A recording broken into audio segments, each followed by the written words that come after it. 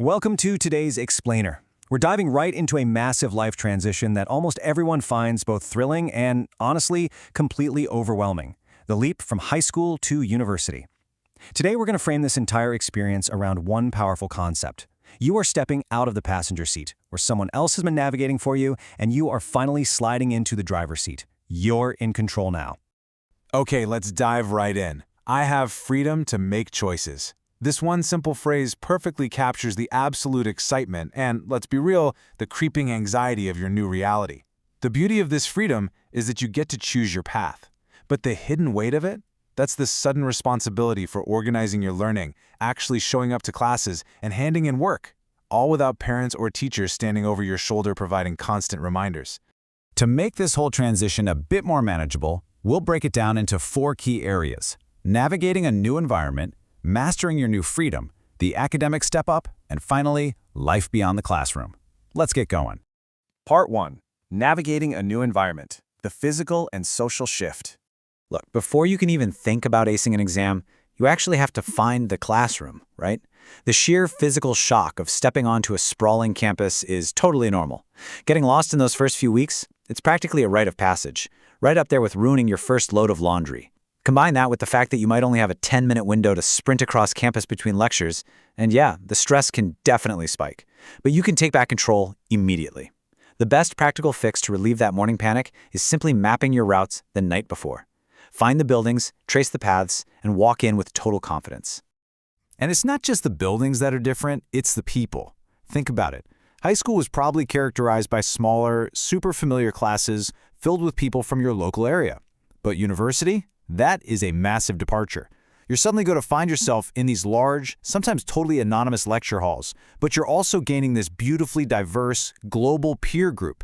You're going to be introduced to new social and cultural beliefs that will incredibly enrich your experience and really build up your ability to work on diverse teams later in life. But let's validate something super important right now. Being surrounded by brilliant students from all over the world who are all incredibly capable is kind of a double-edged sword.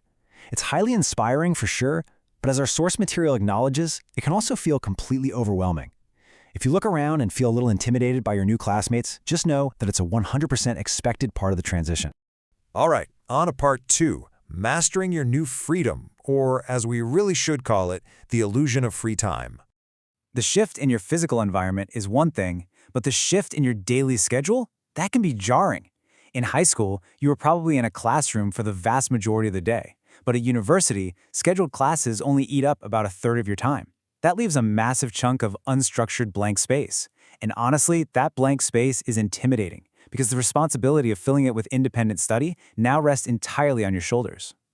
So how exactly do you fill it? Well, here is your golden rule of thumb, straight from the text, the number 3.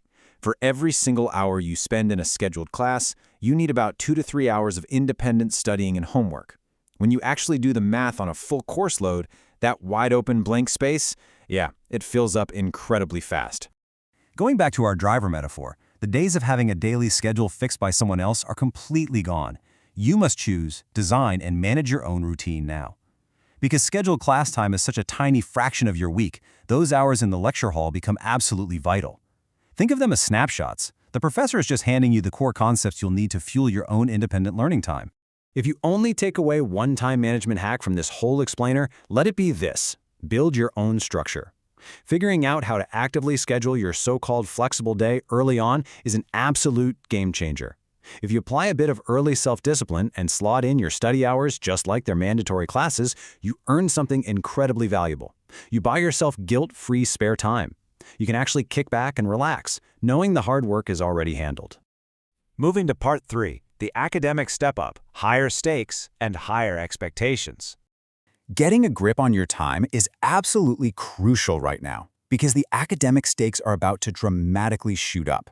High school gave you a safety net, right? Frequent quizzes, smaller assignments, and often a chance to redo your work if you miss the mark. University flips that model completely upside down. Assessments like midterm exams or massive research essays are far less frequent, meaning each one carries a much heavier weight for your final grade. Plus, retakes? Basically unheard of. The semester goes by way too fast to backtrack over things you missed. You literally cannot afford to fall behind. So how do you adapt to this new high-stakes environment?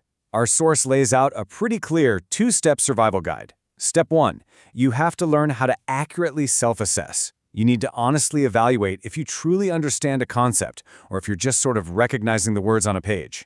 And step 2, when you realize you don't get it, you must know exactly how and where to get help immediately. And how do you pull off step 2?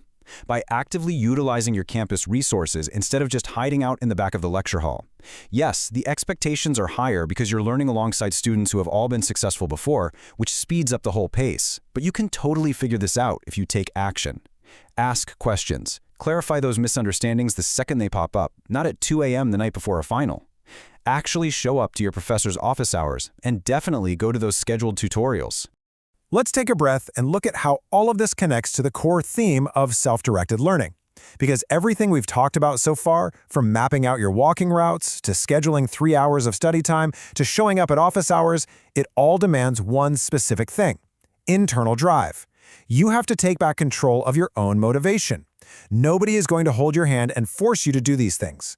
Cultivating that internal fire is the real secret to mastering the academic step-up in your first year. Which brings us to part 4, life beyond the classroom, building your new community.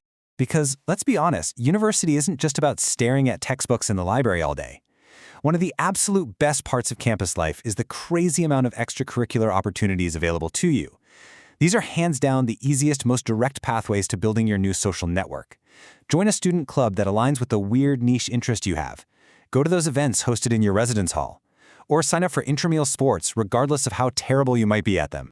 Diving into these activities isn't just some distraction from your studies, it's a vital piece of the university experience. It allows you to make lifelong friends. And tying back to that beautifully diverse peer group we mentioned earlier, getting involved is how you actually engage with them. It exposes you to wild new ideas and perspectives, rounding out your education and turning this giant, intimidating campus into a genuine community. And so we come full circle.